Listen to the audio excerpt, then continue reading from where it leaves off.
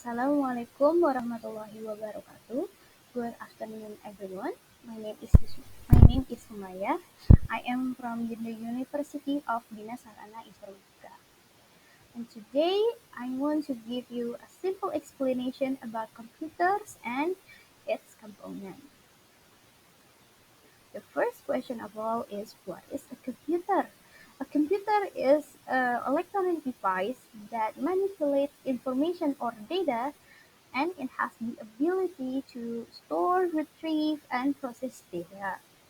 Computers can be used to perform a wide range of tasks, from basic calculation to complex operations involving artificial intelligence. There are four main basic computers functions. The first one is input and storage. The second one is storage data. The third one is information processing, and the last one is an output. Input is a way for information to get into a computer, meanwhile an output is a way for computers to interact and give information to the user according to the input. And there are two main components of a computer. There are hardware and software. Hardware is a part of a computer that has a physical structure, such as a keyboard or a mouse. There are monitors, etc. It also includes all of the computer's internal parts. The second main component is the software. A software is a series of programs, data, and instructions used in a computer's hardware to help the device operate and complete its tasks smoothly.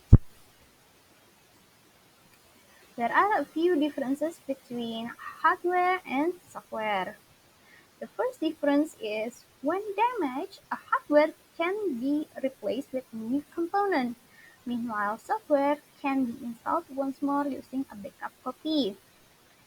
Since hardware is a has physical structure, it cannot be infected by virus. However, software can be infected by viruses. And the third difference is, a hardware is physical in nature and one can touch and see hardware. Meanwhile, software is cannot be physically touched but can still be used and seen. There are uh, there are a few categories. There are a few categories about the hardware. The first one is an input device, an output device, a secondary storage device, and internal components. And software is further divided into two main categories. The first one is application software, and the second one is systems software. Let's talk about the first categories of the hardware one. Let's start with input devices. Input device is a computer device that allows computer user to enter that data into a system and sends instructions to the system to execute a task accordingly. These devices are mainly hardware like keyboards, mouse, joystick, etc. And then there is an output device. An output device is a computer device that displays the result of the inserted input data after getting processed by the CPU. Then CPU receives data and converts it into a signal. Then this signal is sent into an output device. These output devices are mainly hardware like printers, monitors, speakers, headphone, headset, etc. The third main category is a second storage device. Storage in a computer fulfills a vital function of saving data, programs, files, media, operating system, settings, and all other information digitally, like flash disk, cloud storage, like Google Drive, etc. Then let's talk about the last main categories is internal components. These internal components is collectively process or store the instruction delivered by the program or the operating system. These include the following: motherboard, CPU, RAM, GPU or graphic processing unit, hard disk, and SSD, etc. Now, let's talk about the two main categories of software. The first one is application software. Application software is a software that performs special function or provides functions that are much more than the basic operation of the computer.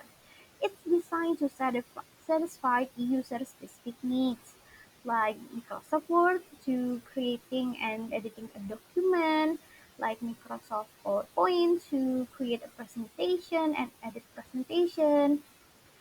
There are a lot more application software. And the second one is system software.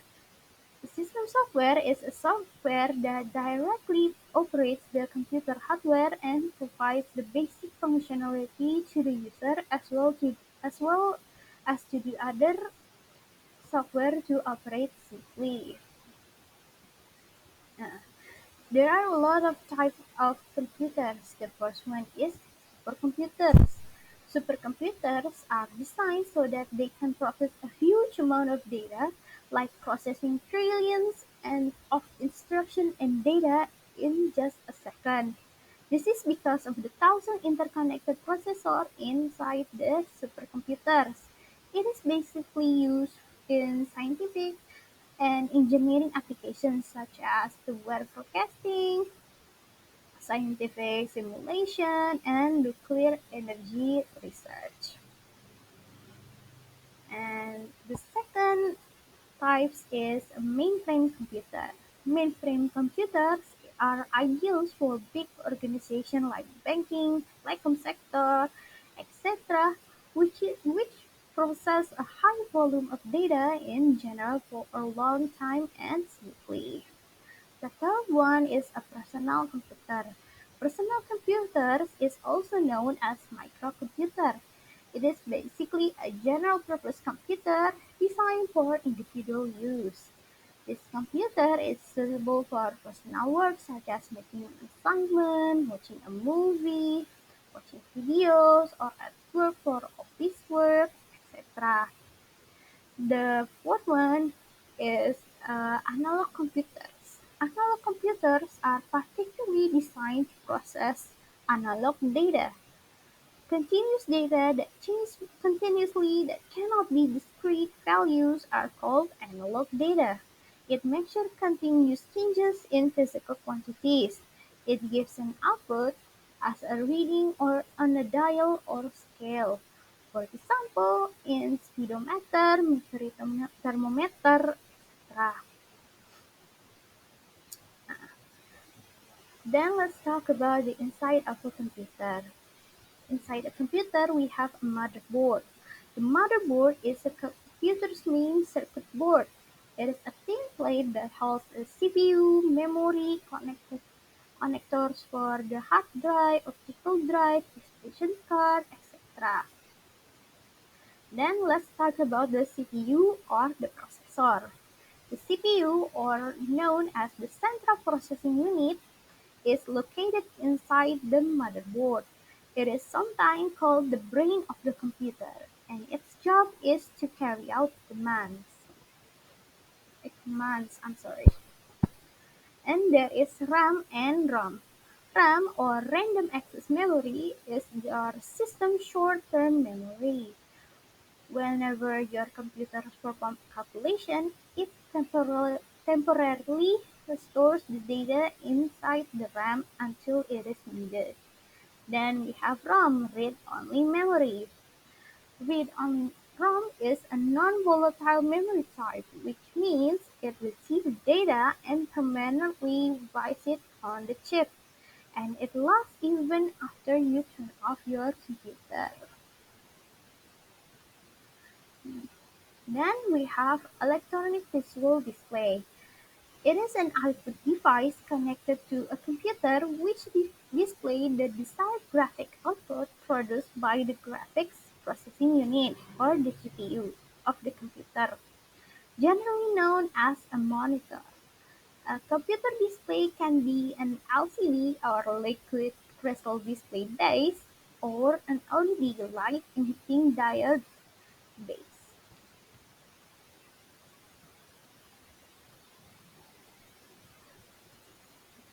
Then we have optical disk drive. These are used to read optical media like DVDs or CDs and Blu-ray discs. To read the data written on a DVD, a pickup head is present the com- inside the monitor, inside the computer. And then we have the graphic processing unit or the GPU. It processes the relevant data which is to display the monitor. GPUs can be integrated directly into the motherboard. They also come with separate graphic processor which can be connected to a computer using a PCI slot present on its motherboard. Thank you so much for watching my simple explanation about computer. Thank you so much for your attention. Wassalamualaikum warahmatullahi wabarakatuh.